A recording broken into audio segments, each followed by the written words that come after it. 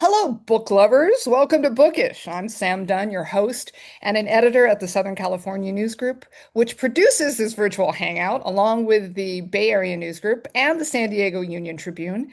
Everything we do is made possible by subscribers who support local news, so thank you, subscribers.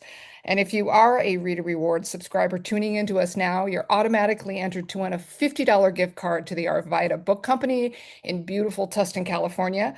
Our February gift card winners were, drumroll please, Barbara Mayers and Henny Smoller. We hope you're enjoying those books, people. And hey, if you don't subscribe to local news, what exactly are you doing with your life? I mean, come on. Go to the websites listed here, find one of the papers near you, get a subscription, and enjoy how good it feels to be a stakeholder in your community news. And by the way, subscribers this month receive our Books and Arts issue of Premium Magazine, which is an exclusive only for subscribers. I hear it has a wonderful editor who does an amazing job. Yes, anyway. And while you're at it, check out our bookish swag. It's always good to represent your bookishness. A quick note, if you have questions during the program while Annabelle is on, hit the Q&A button on your Zoom toolbar. If you just want to chat amongst yourselves, use the chat feature. And don't worry, you're not going to miss a thing. We're going to send you a link to the full program when we're done. And you can also find it at scng.com virtual events, otherwise known as the archive of my bad hairdos. And also, it's on YouTube, so don't worry about it. So today, I am so excited to have two guests for you. They've been on the show before, but they are amazing people. Are they writers? Are they actors? Did they get more than their fair share of talent? I think so. So let's see. First up, I'm so happy to welcome back to Bookish my friend Annabelle Gurwitch. Annabelle is a writer who has built an entire career out of telling the truth and making you laugh a little bit uncomfortably when she does it. You may know her from her best-selling essay collection, I See You Made an Effort, or Wherever You Go, There They Are. She is an expert in everyday absurdities of being human. She is also an amazing actress. She's had a long, eclectic career on the screen. She was famously fired by Woody Allen, but you'll have to go back into her archive to find out about that. She has co-hosted Dinner and a Movie on TBS, and she's popped up everywhere from sitcoms to films like The Cable Guy and The Shaggy Dog. And now she has turned her unflinching, beautiful eyes onto something much harder to joke about. Her new memoir, The End of My Life is Killing Me, takes on living with a terminal lung cancer diagnosis. But don't worry, it is sharp, it is funny, it's emotional without being sentimental. And as you'd expect from Annabelle, it refuses to behave. So without further ado, let me welcome my friend Annabelle Gurwitch. Annabelle. She's somewhere. Oh, she's trying to find the unmute button. Hi. What? You're still muted. I love this. We've been doing this for 6 years since the pandemic, but still we're trying to find the mute button. It's somewhere. It's on the corner of your screen. This is a professional, Wow, I've folks. There never you been go. muted as a person and yet muted online. Hi, I'm so happy to Hi. see you. I am so happy to see you. I was saying before we had an audience that I read everything you've written forever and I love everything you've written forever, but this is truly I think my favorite of all time. It's you and Well, I love all my children. My books are my other children. But I do, this book was something a little different for me. And the thing about it is, Sam, we've known each other since before I started writing. I mean, from being around the arts scene in Los Angeles. And, I started writing, it was really kind of accidental because I have such a reverence for the word that I never had any imagination that I would become a writer. What happened was when I was doing not necessarily the news on HBO, which was my first yeah. television series, I accidentally fell into comedy. I had been doing Shakespeare in New York, avant-garde theater, the Greek That's tragedy. All I wanted to yes. do was weep in a period costume, maybe a toga-ish thing on stage. This was the dream, you know. I accidentally ended up in comedy, getting cast as a newscaster and not necessarily the news when it was on HBO. It was an award-winning show. I was playing the news anchor. Yeah. I met someone from NPR and who thought that I was a writer on the show as well as the news anchor. And Is I this true? I didn't remember absolutely this. true. And that's how I became an NPR commentator and started writing personal essays that I wrote about issues using my life in the social zeitgeist in context of the world we live in. And it was from that platform on NPR that I began writing and then writing books. So Yeah. I would have never been able to say, oh, I'm going to write books one day because I just so revere my authors and books, and my relationship to reading has just been so important to me. So in this book, the funny thing is, when I got this diagnosis during COVID in 2020, out of the blue, I was gonna say that was the first thing I was going to tell you. The yeah. subtitle should be "A Funny Thing Happened on the Way to COVID." Yes, Uh, and I got the news on the 2 freeway, which is somehow really punishing. Like you just, it kind was of such a minor freeway. a I minor mean, freeway for major news. Like it just sort of didn't seem right. It's a freeway that goes nowhere. It's amazing anyone survives that freeway. It was a lot. So thing is that when I got that diagnosis, of course, I'm always writing. I began writing. And the first piece I published in the New York Times was about getting this diagnosis out of the blue. And I started publishing pieces in the Times and the Washington Post where I write. Originally, this was going to be a book about making peace with my death, but I didn't die. I know that's a spoiler alert. I've been able to be stabilized with my health. So I've had these 5 years to do what I think of, let me just say, I'm not a genius, but I've read about some. And I read about the life of Matisse and his second life. So I was doing yes, reading when I was diagnosed, COVID. Also, I'm always reading. And I read about Matisse and I read about how after a brush with death, he had a surgery, he survived, he didn't anticipate living. He could not go back to painting because he didn't have the facility in his hand yeah, anymore to paint. Now imagine, I can't imagine really. You're Matisse, you're a genius. The world loves you for your work. You could have just said, okay, done, right? But no, right, he didn't do that. He left Impressionism and Fauvism behind. It was not available to him. He began doing the collages known as the cutouts, the nudes, the yes, the blue blue, nudes. And yeah, this became, I mean, of course, he's so famous for those. Now, he said when he was being interviewed about this, that he believed his work he'd done in his second life was better than his work in his first life. Who am I to quibble to, with Matisse? I think he's wrong. I loved his first life work. The idea of this second life and what opportunities he had was the inspiration for what this book ended up being, which is after I tell you about this diagnosis and this, I use a Spanish word that I love so much. It's the word zozobra, which zozobra, zozobra. zozobra, and that translates to mean shipwreck, but is often used as shipwrecked of the soul. I went through a truly transformative depression that resulted in this second life. And so once I tell you about this diagnosis and being my health being stabilized, it's a book about second life. Now, the thing is, I'm not a genius like Matisse. So some of the things I tried did not work out. I happen to be, as it turns out, and I write about in the book, the only person in Los Angeles who doesn't want to be tripping on ketamine. Who So knew? who knew? But as I write about these experiments and frameworks of thinking and what they led me to, and some of the book is about big adventures like signing on to a To, low rent van tour of Europe of Europe. with a heavy metal band and working as their merch girl at 61.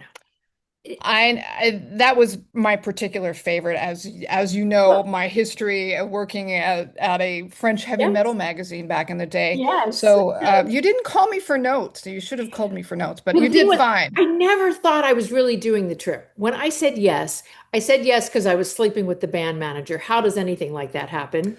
We'll go back to that because that's an important point. But But carry on. I said yes first because I thought he was inviting me on sort of a bucket list trip across Europe, Yeah. and then it's you can come if you'll sell merch on this heavy metal van. It was all a bait and switch.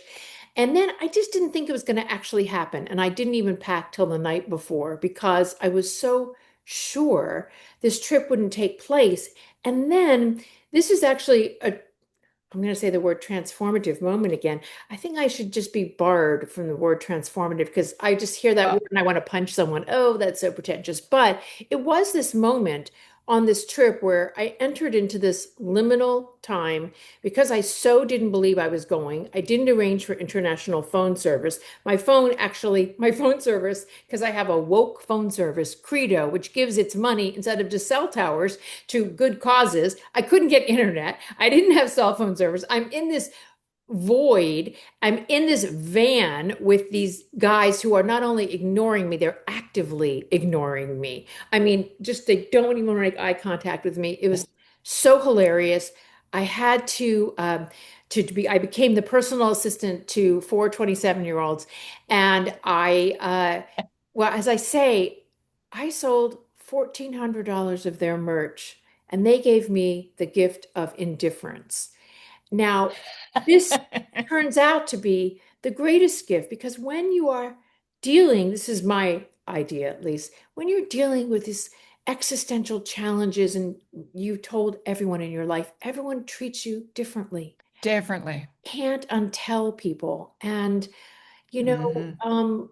they didn't know anything about what I was going through because I didn't exist. I was invisible to them, which was such a relief. I ended up reenacting in Paris something I had been reading. And this is my favorite thing in life when I'm in a moment and I'm suddenly in a book. So I'm in Paris. I am ready for that bucket list, things to do before you die. I've got my list of favorite paintings, Yeah. cafes to go to. And I remember Georges Perec's Experiment in Saint-Sulpice. Georges Perec, the French philosopher, had written about instead of focusing on the extraordinary, focusing on the infraordinary, the layer of beauty just beneath the Mhm. ordinary. And he did this experiment where he did nothing for an entire day in Paris except watch and listen to the events and comings and goings of people and the change of light and the feel of the air in this particular park in Paris. And as I stood on the Pont des Arts, ready to They're both actors. Casablanca it, we'll always have Paris it, Mhm. I said, screw it. I'm gonna Georges Perec it. And I just wandered around Paris as if I would have one more day in Paris, as if it might not be the last time I'd ever be in Paris. And it was Mhm. this revelation of ordinary beauty of just this moment. Of course, I was in Paris. Okay. So Yeah, I was gonna. that, This is but not St. Louis. This is no, Paris. but you know what? I do that in St. Louis now if I was going to St. Louis. This became a sort of, okay, I'm going to say a word I hate, practice. Yes, say it. But I have to remind myself to do this. And I hate that word because again, like, oh, you're telling me I have to do one more thing? But But what I love, one of the things I loved about this book is that it is not the cancer warrior yeah, book. yes. It is the carpe of the diem, not every diem, but is the carpe of the diem. Yes. And the Yes, fact that exactly. we're not going towards something in this book. We are circling the present in a You really know, beautiful yes. way. Oh, thank you. I really appreciate that. I'm going to talk about another book that I love that I Please. was reading while I wrote this. And it's the trilogy that I've read, the three books by Solveig By, I'm going to pronounce her name wrong, on the I don't know. calculation of volume. If you haven't read it yet, No. she has gotten a lot of attention recently because she lived for, I think, 8 years writing these books in silence. And it's a book about being stuck on one day.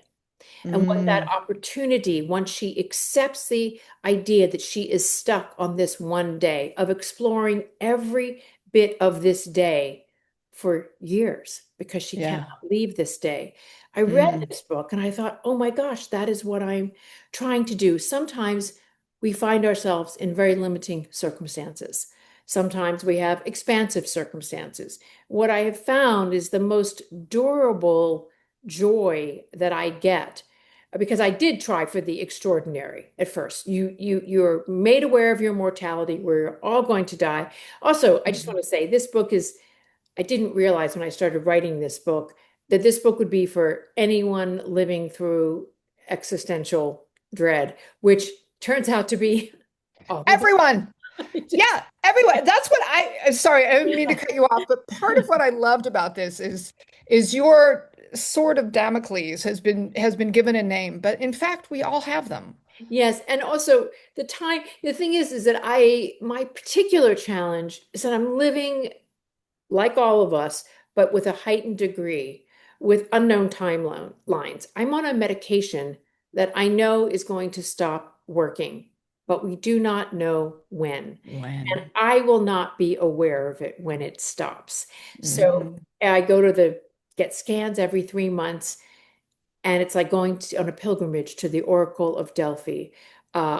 It's absolutely, oh, Oracle, tell me what my future is. Yeah. I know that I won't know, and I didn't even know I had this because I'm asymptomatic. So there's this heightened feeling that news can come in at any time, that there's just crazy things happening out of your control. I'm like, oh my God, this is what it's like to live during this time in history.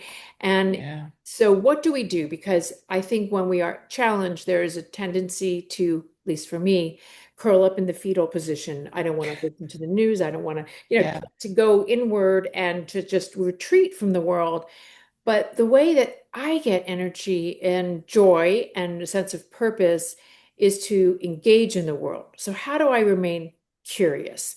For me, and this also speaks to the idea of love. I was getting divorced when this happened, and the idea of like, oh, I'm going to enter a relationship. Oh my God, no. I felt too vulnerable.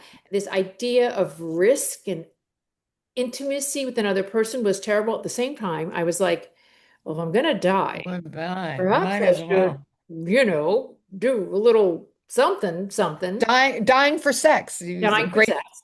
Yeah. But the idea of entering a relationship or love was too far. Daunting. Yeah, Yeah. daunting. So, yeah, I have a piece in the New York Times this week about falling in deeply fond. Falling in deeply fond had none of the associations or the duties of responsibilities of what I thought of as love. So I told myself I could be fond of, okay, first I said I'm going to be in it for the sex. That's the actual truth, and I write about And that. And then, you do. And as I said, when your gynecologist has to tell you to cool it, that's saying something. well, again, Anyway, I was trying to carpe every diem instead of carpe the diem. So, it was, I hit it a little hard.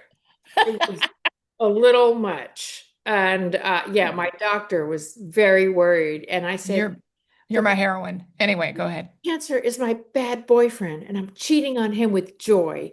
And my doctor thinks I'm a crazy person, but it's very sweet now because he just gets a kick out of this. He's just never had a patient take the sex cure approach to cancer. But it was really this idea of like, I Yeah. tried to steal artwork at the hospital where I was getting treatment because, I just suddenly felt like Well, of course, freed from the future, what does your first thought go to? A life in crime. Well, why is that the first thing that occurs to me? That just tells you And my and terrible you upbringing. But yeah, and you're also eating bread, which is an important fact to mention. very But important. I don't want That to was get you off my track first entrance into this idea into of the like evil world. into the evil world, into this idea of how am I going to live making, what are the small gestures? And of course I realized having been an actress, I hadn't had carbs, hadn't passed my lips in 30 years. And I'm like, what am I doing? Yes, I did try sex. I tried fantastic. Uh, Yes. I threw myself into it with gusto. But first, it was bread, and I have not looked back on that. And just by the way, there is also a chapter as we were talking about Sam in the book about big wellness. Yes. People Please, are please talk about that. Please. I loved it. Anyway, go ahead, please. as I sip my Your diet Diet soda, Coke. my diet Coke. So, there's a big we're facing a lot of disinformation in science now. And I like to remind people when they see me, what they're looking at is pharmaceuticals and caffeine and personal lubricant, all contributing to my well being. There's a fear of big wellness. And I'm using wellness as a big because seems a little ironic to be fearful of other bigs when big wellness is actually the most profitable of all. What happens when you get a diagnosis or you live in California and it's a double whammy, as we It all is a double wham. it's Yes, I please. went to the center of the wellness universe, which happens to be Malibu, California. I'm making that up, but I think it's true. I'm going to go with It's that. true. Having lived both in Topanga and in Malibu, I can Oh, certify we that live in Topanga. that Yeah, is ground zero. Ground yes, zero for ground zero. colonics and green juice. Yeah. But, we have to acknowledge that this is an ancient tradition.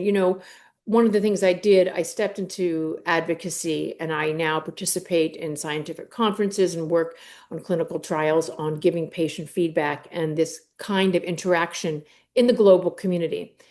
I'm in Rome a couple years ago, and I meet a fellow patient who got talked into taking the waters at Lourdes. So this is a tradition. The fear that we all share Yes. of the unknown, of death, and the superstition, the hosannas we say to try to protect ourselves. It's not limited to Malibu, but there are a lot of them in Malibu. And the thing is when you are a vulnerable person, meaning when you are human, because Mhm. I do not have anything but compassion and empathy for anyone who tries to say, I'm going to try to eat my way into health. I'm going to try to juice my way into health.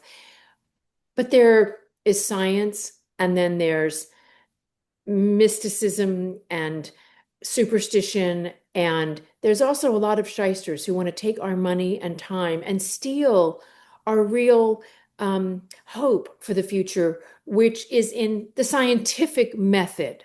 If we could prove that carrots were could cure cancer, I'm sure Big Pharma would be in the carrot business. I don't think they're not because carrots work and they don't want to keep that from you. They would find a way to monetize carrots. Carrots. So Yeah. but we have to stick with science because there are people, and I really went down the rabbit hole, and I don't mind just giving this name, Chris Wark, Chris Beat Cancer website. He, will sell you a community. You can find community online, in person, with cancer support groups, with other patients. You don't need to pay these people. He Yeah. charges for coaching, and I'll ask questions like, does God want you to have cancer? This is I was criminal. I we have talked a little bit about this, not as much as I hope to going forward, but after my diagnosis with Parkinson's, Yeah. people were more than happy to explain to me how my mental state had caused my Oh, yeah, Parkinson's. I know. And I think this is a really toxic, truly toxic way to approach illness that Yes, and if we you want can, to oh God, Sam, I'm so sorry to interrupt you, No, but I want to recommend another book. please. All of us here who are gathered here, and if you're watching this, later on YouTube, you're here because we love books, right? So Barbara Ehrenreich was a great friend of mine Bryn, you're and right about her. fantastic writer, and she influenced me so much. And I was so lucky. She was a brilliant woman with a great sense of humor. Not everyone knows that. Read her books, Bright-Sided about which she wrote about the negative side and the dangerous industry of what you could call big smile of positive Mm, thinking mhm. and the industry created around that. She started that from when she had breast cancer and everybody wanted to put her in the pink ribbon shtetl. And Yeah.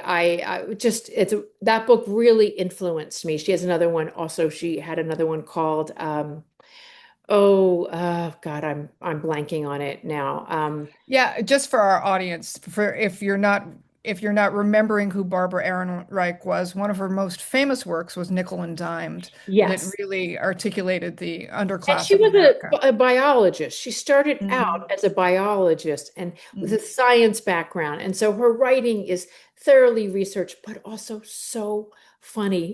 This brilliant writer gets diagnosed with cancer. She attends a support group and they hand her a journal. So all these, and it was all women, and it was pink. And the journal, to journal her thoughts, they gave everyone crayons. She just Yeah, I like know. it infantilized and it Yeah. just really it just she and then of course we she wrote me this email when I was diagnosed saying, "Oh my God, the only way to get through this is through bitching and moaning together." And I just love that. Well, I just realized what time it is. We have to say goodbye. Why No, do we have to? No, I know. no. Why do we have to do that? Damn it. We'll continue this We'll another continue. time. Annabelle, thank you so much for joining us on Bookish. Everyone, you have to, Thank you. and you can tell us the story about the cover next time. And I'm coming to the Southlands. If you go to my website, AnnabelleGurwitch.com, I'm coming to San Diego. So come and find me then. We'll continue the conversation. And we have to have more of these. Love you, dear. Thank you Love for coming. you. Bye.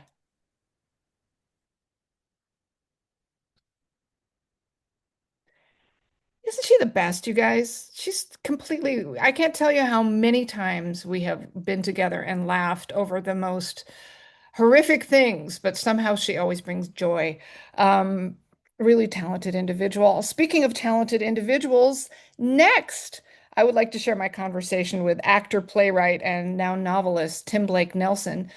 Tim is known for stealing scenes from the lovably dim Del Mar and Oh Brother, Where Art Thou, to the title character in the Coen brothers' The Ballad of Buster Scruggs, to the ill-fated Dale Washburn in the recent FX series The Lowdown, and he's got more than 100 screen credits. There's a gallery of other characters that blur the line between comedic and unsettling.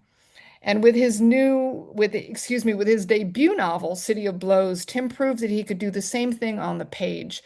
And now he's back with Superhero, which is a wicked satire and a propulsive read about the bloated world of corporate movie making.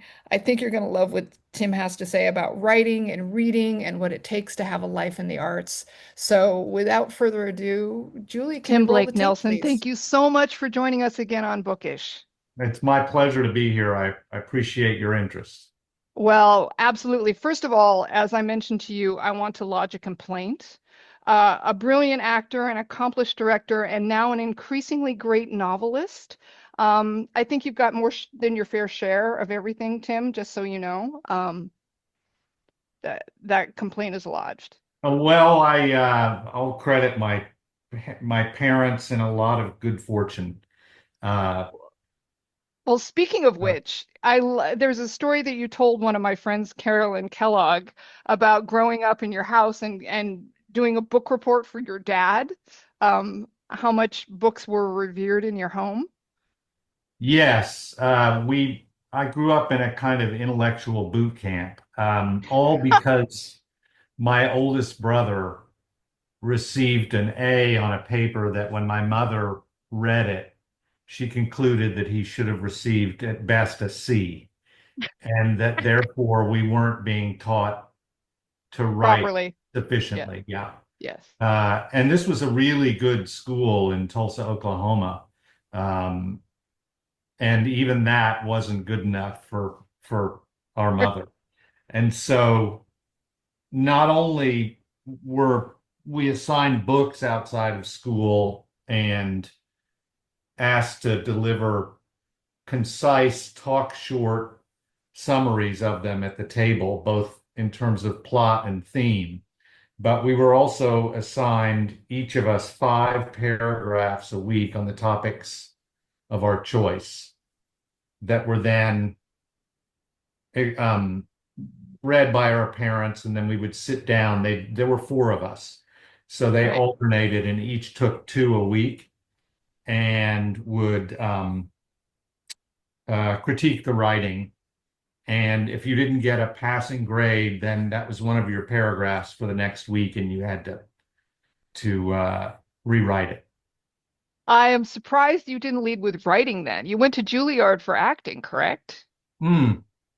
Yes, but as a graduate student, Yeah. so I studied classics in college before Oh, then. So when I talk about my good fortune, and I never hide that, I got to go to school until I was 26 and graduated without any debt, which is an incredible advantage. it's really Uh, a gift. Yeah. yeah, and Yeah. I'm grateful to have grown up in a family that not only had um, the uh, wisdom and I think the smart values in terms of prizing education, but also the means to To, support our pursuit of it, no matter how far we wanted to go.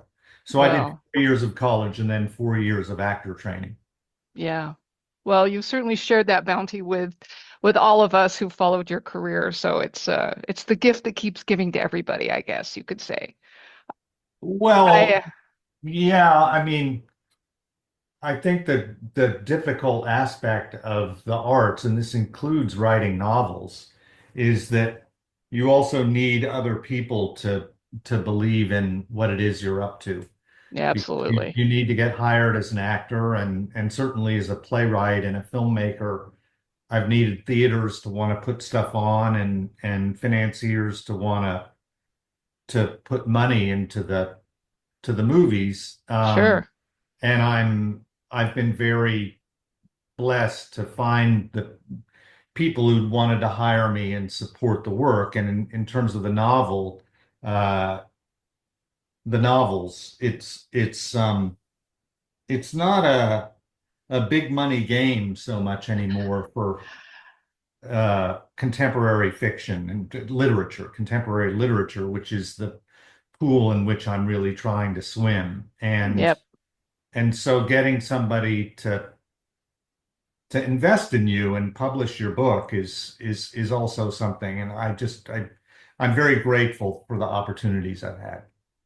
Well, I hear you about literature for sure, but that's maybe another topic. You can't really make a living as a writer today, but unless you No, have 5 jobs. Um, I know that firsthand. I want to get to this really fantastic novel, and I mean that sincerely. I want to take a class with you on how to write dialogue because your dialogue is just so spot on and on point.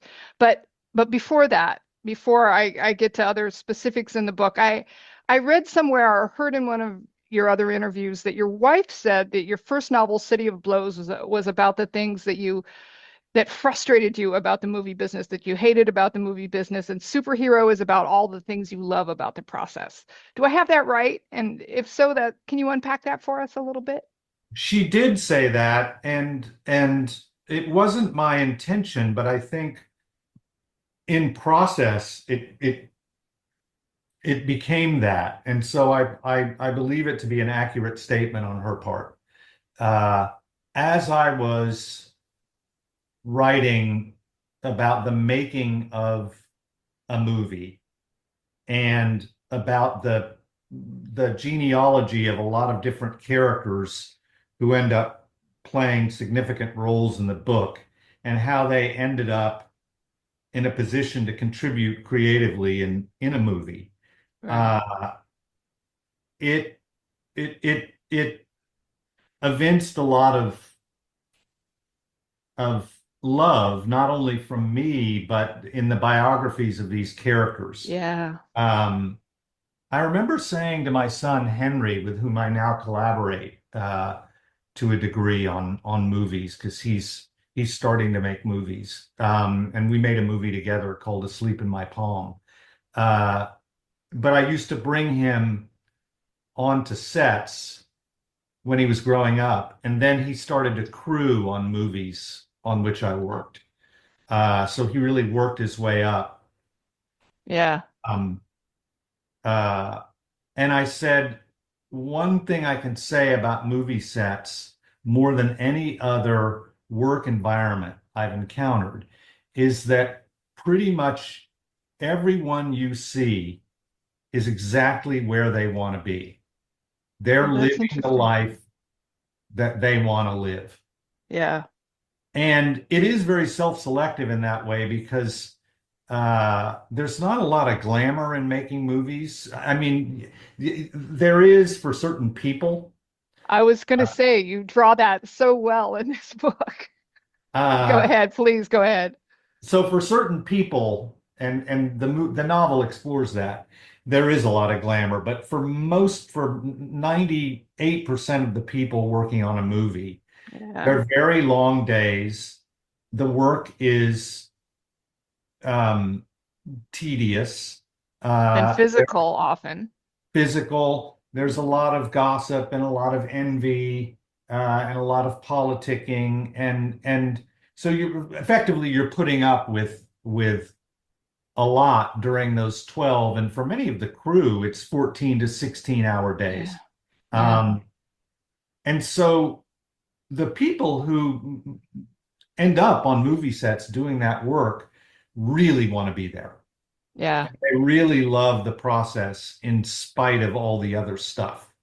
They want to be, and so I remember saying that to him. And so, in pursuit of describing the microcosm of a movie Yeah. setting, particularly a superhero movie where everybody is getting Yeah. well compensated, um, inevitably was going to lead to a sort of panegyric of the process. Yes. It's illuminating. The story is illuminating about so much. It's the way a really great novel is illuminating about so many things. It's the movie making process, of course. It's cultural factors that go into the rise and the fall of these blockbusters. It's politics, it's technology, but you keep it all on a human scale. We see this all through the lives of the characters, which kept it incredibly. I felt invested in the story. Which is an aspect I love. I particularly loved the director of photography, Javier Benavides, who I felt was kind of the moral center of the story. And one of Mhm. my favorite scenes is with his sister, Lucia, when she teaches him about that film and photography is all about finding the light, which of course becomes an operating metaphor for the story. Anyway, there's not a question there. It's just an observation. Well, I'll say that the Javier Benavides character is the one character in the novel who is based pretty squarely on someone. Uh, Ah, every story or everything that happens in the novel is something I either experienced myself or heard tell from a very reliable source who experienced it. So the novel really is, uh, even though it has satirical elements just by virtue of yeah, selection of detail and maybe a little bit of exaggeration, it's as true a book about the making of movies as I know how to write at this particular moment, and using that as a to examine broader cultural issues. yeah, Uh, but the Javier Benavides character is the one guy that I just unabashedly based on a particular person, and I'll say who that is. Who? It's uh, it's Guillermo Navarro, the Oscar-winning cinematographer of Pan's Labyrinth, who was Guillermo del Oh, Toro's collaborator I for was years. going to say, doesn't he work with Guillermo del Toro? Yeah. Yeah. Wow. I love Uh, that. and he was a real inspiration for that character. And I told him, look, I'm just gonna. Everybody This else in this novel is fictional and based on lots of different people and an combining amalgam of many gumbo. people. Yeah. Yeah. But this one character is gonna be basically you. And he said, it's fine, do it. Well, luckily we come out loving him, so that was a good choice. I'm thinking of you writing. I can imagine this is my imagery. I don't know if this is true, but I just imagine you on the set. I thought of that Janet Malcolm quote, a writer is always selling somebody out. And I imagined you on the set of certain movies, hearing a line and thinking, I gotta use that. Yeah, to a degree. And by the way, I love Janet Malcolm, and I always urge anyone who is going to do an interview that you've got Yeah. to read her, Yes. uh, because it's she's so smart. And yeah, I mean, to your point, she has a she has a story. I think it involves William Styron in Journalist and the Murderer, where, and this is really to your point. I think that he has a guest at his house, and Yes. and the person wakes up in the morning and everybody's asleep, and he's very proud of the omelets and scrambled eggs he makes. Yes. So he goes into the refrigerator and he forages around and he finds, vegetables and onions, and then he finds this tin of, I believe it's smoked fish I think that's from right. Yeah. Portugal. And so he makes this omelet so that when everybody wakes up, they're going to have this breakfast. And he feels like it's this incredible gift that he's Gift. giving of his brilliance and of his ability to combine everything together Yes. into His this generosity. Yes. egg dish. And I think it's William Styron. I may have it wrong, but the story I have right.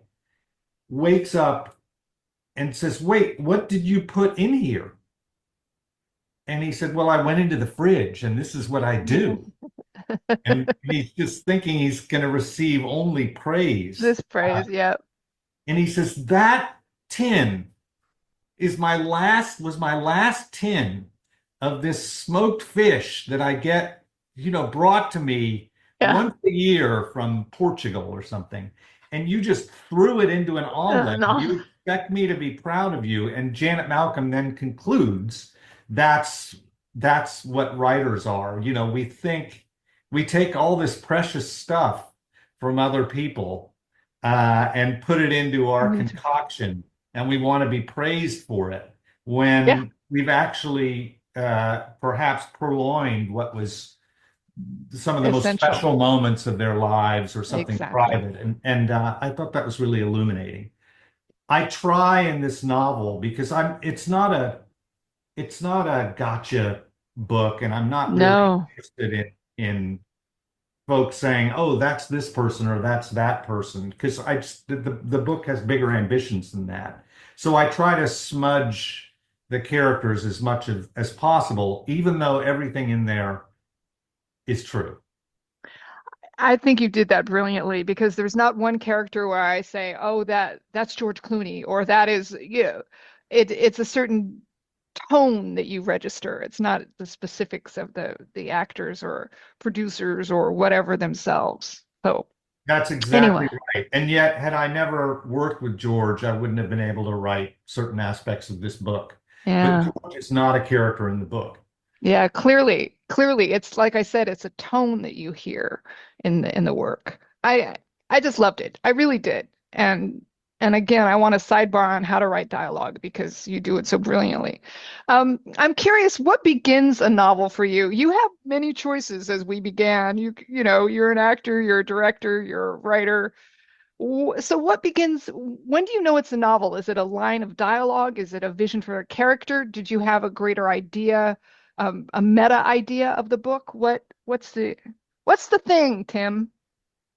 Uh, well, I've always wanted to write novels, but I didn't feel I was ready until my 50s. So I'll start with that and just say that while I was writing plays and screenplays, I mused about writing a novel, but never dared try it just because I didn't feel I was ready. I hadn't Up to the read task. enough. Um, I love, by the way, I love that you said that because I also teach writing. And it is astounding to me the number of people who come into writing courses not being readers.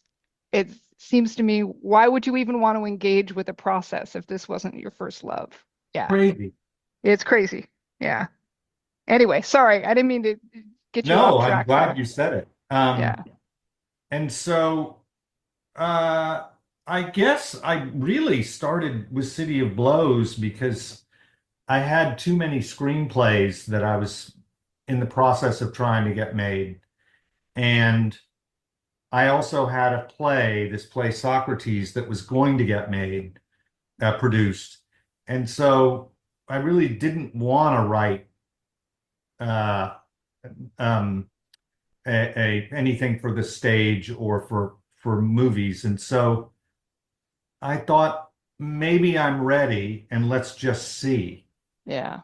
And but then you have to make a decision about what your subject or what your what the thing is that you're going to write. And I use that crutch word thing rather intentionally because I'm very interested in the thingness of the thing.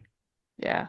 By which I mean, if you're going to write a novel, make it so that it could only be a novel and Exactly. exploit the stuff that is only in novels, but also that we rejoice in when we read novels, like interior monologue. Although you could argue that's in Shakespeare in a soliloquy, but we don't really do those that much anymore in No. scripted drama. So, but you can get inside the heads of I was just going to say characters. whether that interiority, right? Yeah. And that ambiguity, you've talked in the past about the love of ambiguity in a novel, Yeah. which I also, Um, but then also conversely, because they both exist in a novel, which is really exciting, the absence of ambiguity. yeah, Because if you write a chapter, say, from the point of view of a character, then you're allowed, and in some cases obligated, to give us everything that character is thinking. mm, And that's part of being a novel. Whereas in a play or a right. movie, even in a close-up, what's really interesting is not knowing that stuff. Yeah, So yeah, that's that interesting. so that you're watching a character dissemble, and that's really interesting. Even if they're lying to him, to their self, Yeah, um, themselves. Whereas in a novel, you get to really delve into what a character is thinking, the resentments, the pettiness, the take on others, and you can advocate for characters even if they're quote unquote villainous or pernicious. You're that's what you can do in a book. Uh, yeah, and so when I guess the answer to your question is that personally, when I set out to write a book, I want to pursue that as deeply as possible. I also want to challenge the reader with language, hmm, um, and because I think it's this vestige of an appreciation of language that still exists in the culture for people who want to read. that's right. So that's why I like writers. I still read a lot of Faulkner, and I love David Foster Wallace. I love having The stuck complex. words. Yeah, the Um, complexity of those sentences. Yeah. uh, One, oh, sorry, go ahead. Did I no, so all interrupt? that's tied up in All what the, makes a novel. And I think that as a writer of novels, I want to try to rejoice in that and exploit it. yeah. Yeah. One of the things that you said in our previous interview a couple years ago, I've thought about many times. You said that in your work, you were talking with Sandra Singlo about retrospective inevitability. And you said that the three things that you love to have, that you want to have in your writing is, oh, now I'm not going to remember because it's off the top of my head. Coherence, Coherence, unpredictability, surprise, and and inevitability. inevitability. I love that so much. So, in what way did your character surprise you in this novel? Well, I don't want to spoil anything, but what happens, the big event of The the big novel event, that right? occurred, I did not know was going to happen when I set out to write the book. I'm so glad you said that because I was shocked as all hell when it happened. And then But I did this. There's a kind of ode to Cormac McCarthy in there. In what I loved about his novel, No Country for Old our Men, old men. and then Joel and Ethan did this in the movie too, Mm-hmm. is they have that major event of No Country, a Mm-hmm. major event in No Country, probably the biggest event in No Country, what catalyzes the end of it. Right. Uh, happen off. Cormac McCarthy has it happen off the page, and the Coens did it off screen. Uh, Yeah. and so when that happens in the novel, you go from one character's point of view, and then you receive what ended up happening with that one character from the point of view of someone else.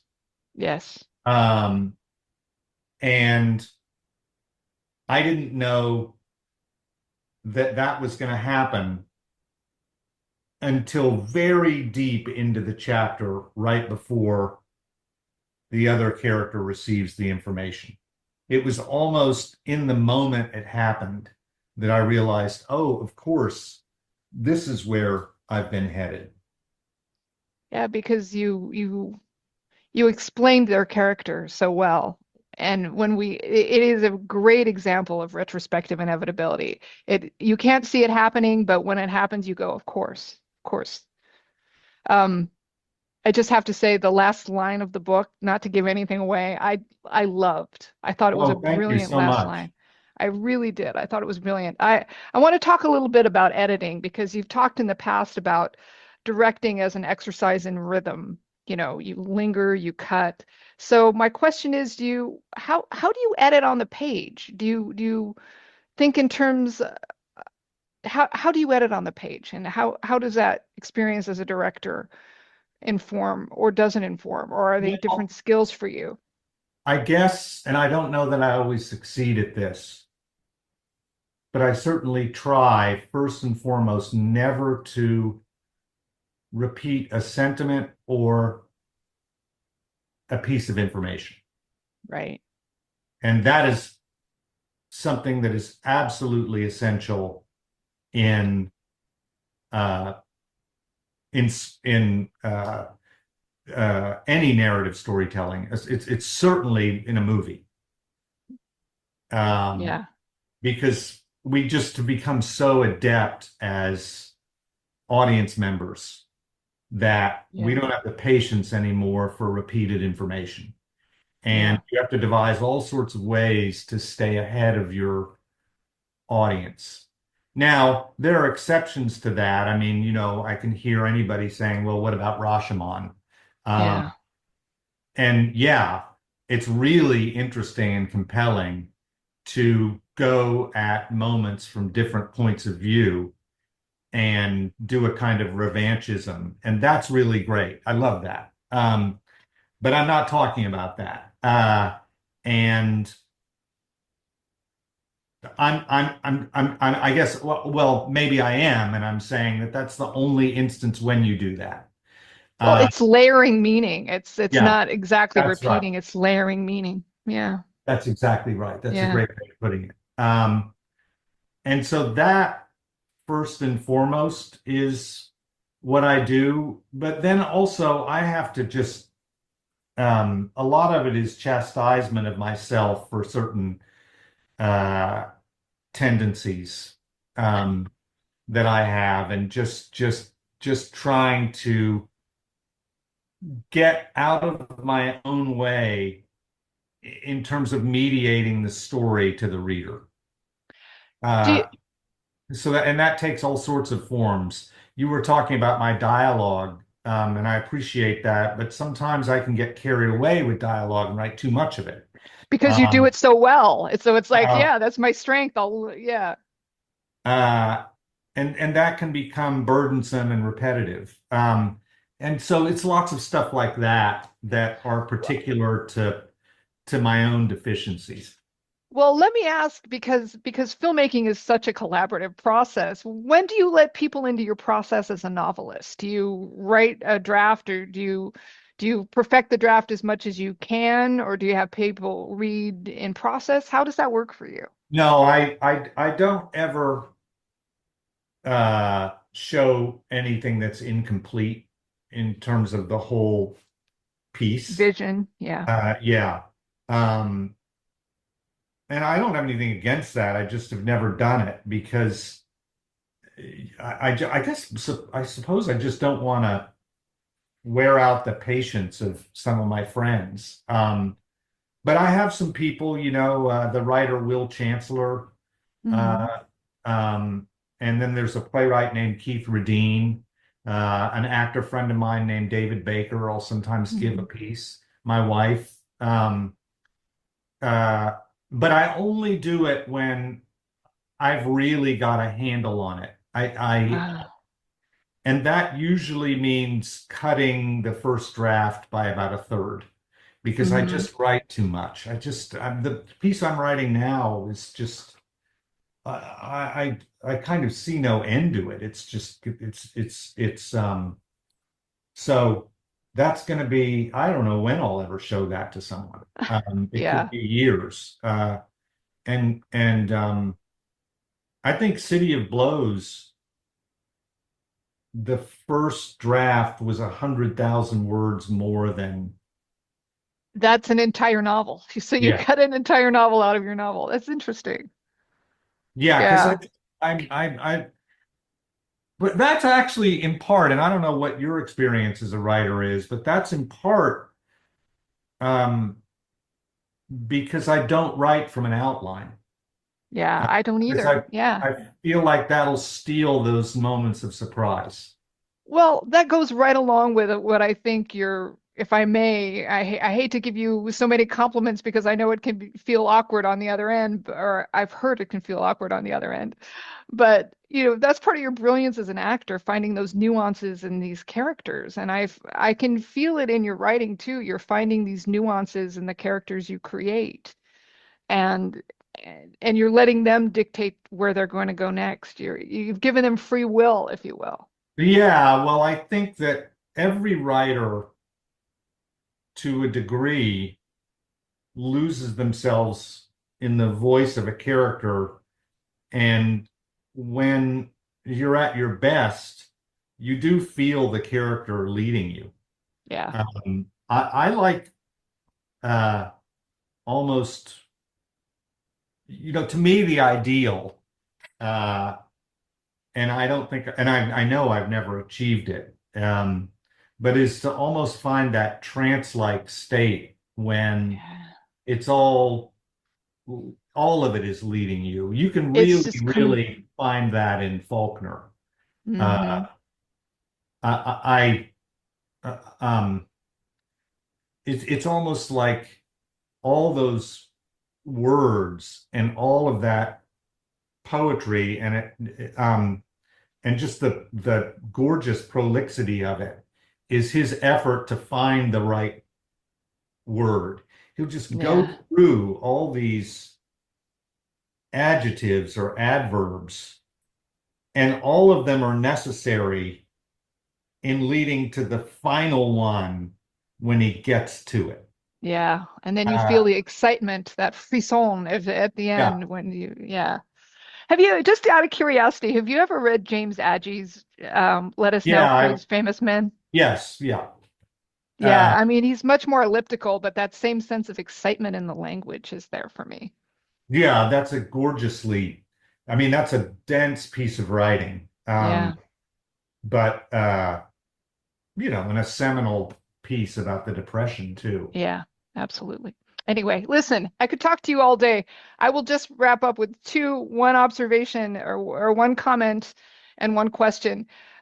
You have written City of Blows beautifully about Hollywood. You have written Superhero about the Hollywood process. Although I hate to say Hollywood, it's more Atlanta now. Yeah. Um, but so are you going for a trilogy? Is this next work going to be this The world as next well? work has nothing to do with the movie industry.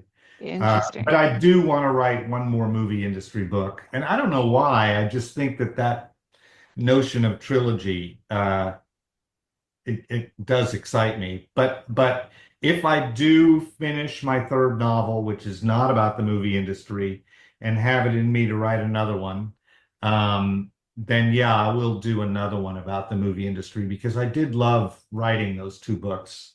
Superhero even more than City of Well, Blows. well, the first novel always teaches you how to write the next novel. So My God, isn't that true? yeah, it totally is. I just well, I just have to say, piece of advice, just get a deadline. Get an exterior deadline to finish that damn third book. An exterior deadline. You mean go and pre-sell it or something like that? So No, to have whatever the case may be, promise your friend that you'll have the draft to them by 6 months from now, or promise your publisher you're going to have the book in a year. You can always break it, but having that exterior deadline. My mother used to say, nothing clears your mind like a good hanging in the morning. So there you go. oh my God, that is fantastic. Wait, where did you grow up? New Mexico. Oh, all right. There you go. Yeah. Speaking of growing up, Tulsa, I have to tell you how much just shifting to a little bit to your acting life, how much I loved your performance as Dale Washburn in Hulu's The Oh, Lowdown. I thought that was the best writer pro show I've seen in years, and your yeah, character in particular. he really loves Jim Thompson. Yeah, And yeah. that's, all credit to Sterling Harjo. He's a wonderful storyteller and a great guy. Well, being the erudite, eccentric writer was an interesting bit of casting for you. Uh-huh. Anyway, Tim, thank you so much for coming by, and Oh, it I was hope a you come delight by to speak again. with you. And everybody, superhero, Tim Blake Nelson, get it and enjoy it and love it like I did. Take care and keep warm. Thank you. Well, I hope you had fun. I certainly did. That's it for tonight. Thanks, Annabelle and Tim, for stopping by, and thank all of you, as always, for joining us. And let me tell you, you guys, this would not happen without Julie Corlett, our intrepid production manager extraordinaire. If you have thoughts that you'd like to share from today, or if you have additional questions, please email us at events@scng.com. Or if you have additional questions and suggestions, or just anything you want to say to me directly, shoot me an email at sdunn@scng.com. And Bookish, of course, is going to be back next month with two very smart writers whose new books are meant to give you great advice. And that's all I will tease for right now. Come back and join us. Meanwhile, you'll find great coverage on books in our newspapers every single day of the year and online at all of our sites and in the Book Pages newsletter, which is free. So sign up. Anyway, have a great weekend, guys. See you next month. Bye.